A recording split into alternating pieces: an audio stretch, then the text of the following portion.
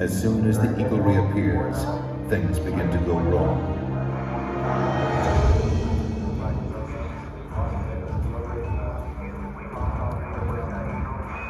Radio communications break down.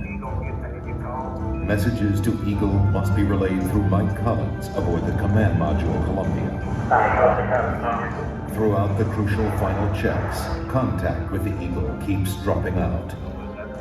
And Flight Director Gene Kranz inches closer to aborting the mission.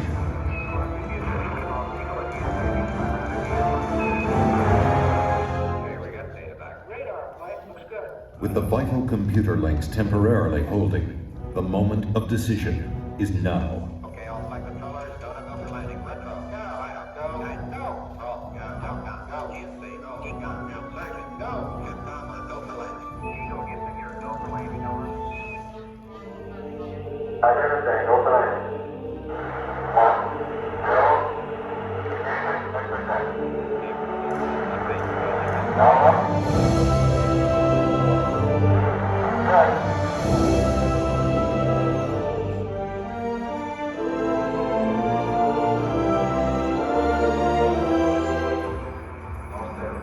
Hurtling toward the moon at 3,800 miles per hour, Neil Armstrong notices his checkpoints are all appearing too soon.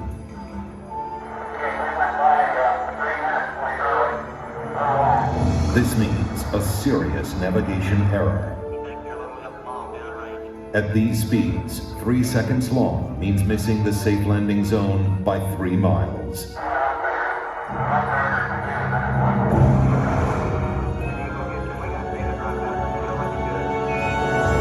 Suddenly, the computer starts firing the maneuvering thrusters, jolting the ship back and forth. This has happened in simulations, but never this much, never this violent.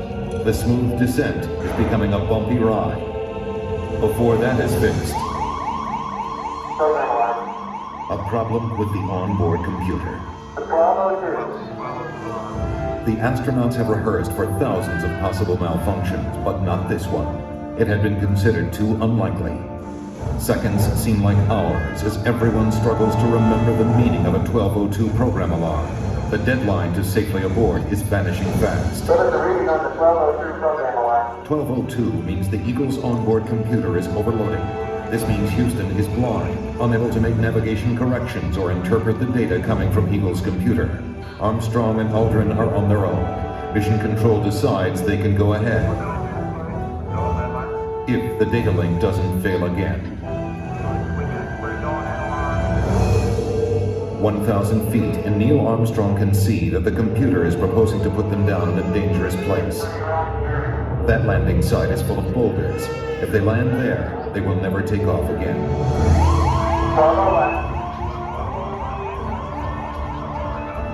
At 350 feet, Armstrong ignores his computer navigation and veers away from the rocky landing site with no time to explain to Mission Control.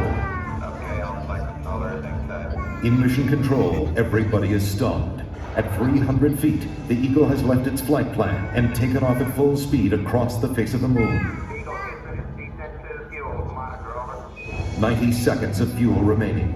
Now less than 200 feet, and the Eagle is too low to safely abort back into orbit. They call this part of the flight plan Dead Man's Curve. All that's left for Mission Control is to read off the fuel remaining in seconds. The entire moon landing has come down to 2 men and 1 minute. Forward. 20 feet down, 2.5.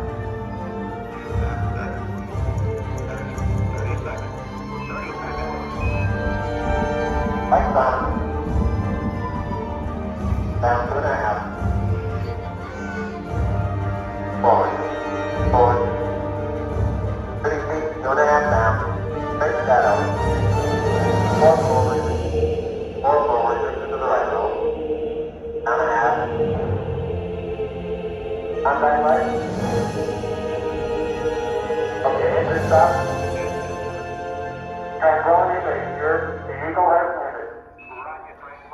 we copy you on the ground. You got a bunch of guys about to turn blue. We're breaking again. Thanks a lot. A short time later, history is made again. Good, Neil. We can see you coming down the ladder now. For one incredible moment, we are one people with one history, watching our destiny unfold. That's one small step for man, one giant leap for mankind.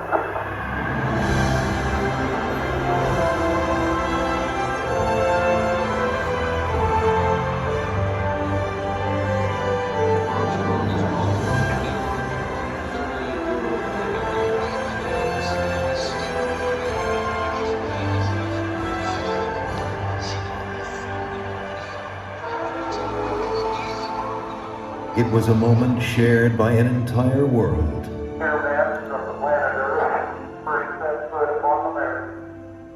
It came a day for all mankind. With these first steps, mankind stood on the highest ground, and we saw our planet as our home port in the endless ocean of space.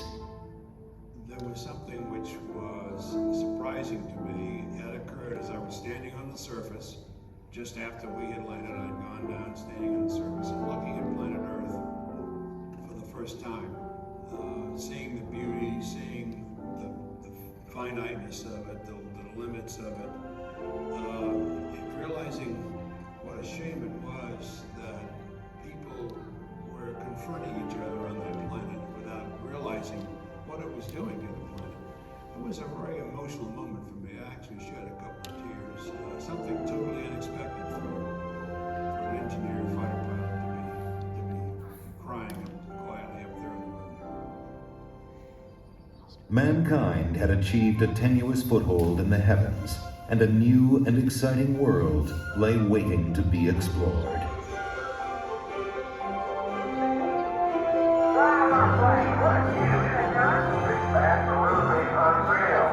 The first mission had stayed for only one day, but over the next 3.5 years, 5 more Apollo missions visited the moon, and with each one, we stayed longer, roamed further, and discovered more.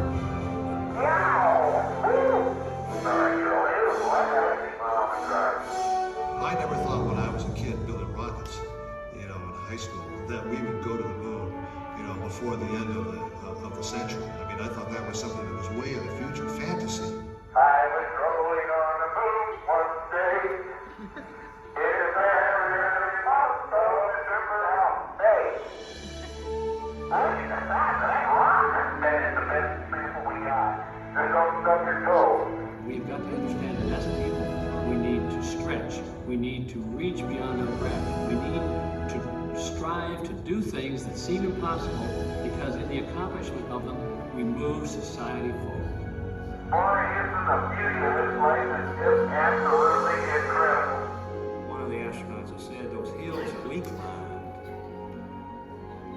give our children and grandchildren a different perspective, that they see the mountains that we couldn't see.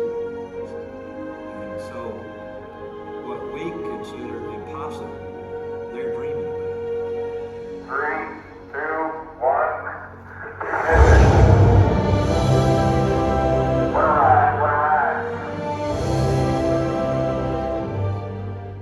When I have a chance to talk to kids, I tell them, the first thing I tell them is to take the word impossible out of their vocabulary. Go to their teacher tomorrow morning and scratch it out of the dictionary.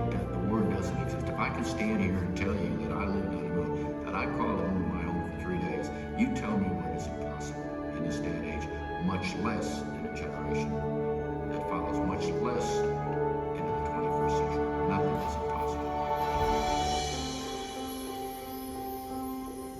I like exploring things, inventing. I would like to go up there, find out what's really up there. I would like to be an astronaut. I like to design rockets. Payload specialist. I'd be a ground controller. The thing that my mom can't understand is I'm terrified of heights, but I want to be an astronaut. There's so many things I'd love to do. I would explore, I'd look for everything. I would try to start a farm. Millions of other galaxies that you might be able to live in. The unknown.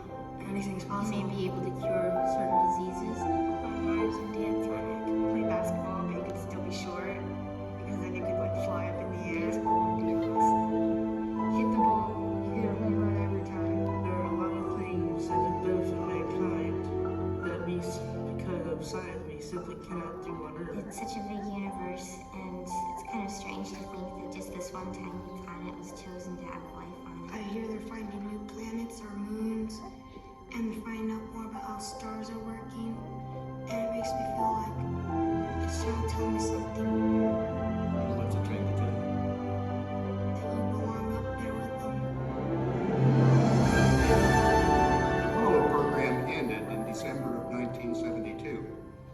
journey into space is just beginning.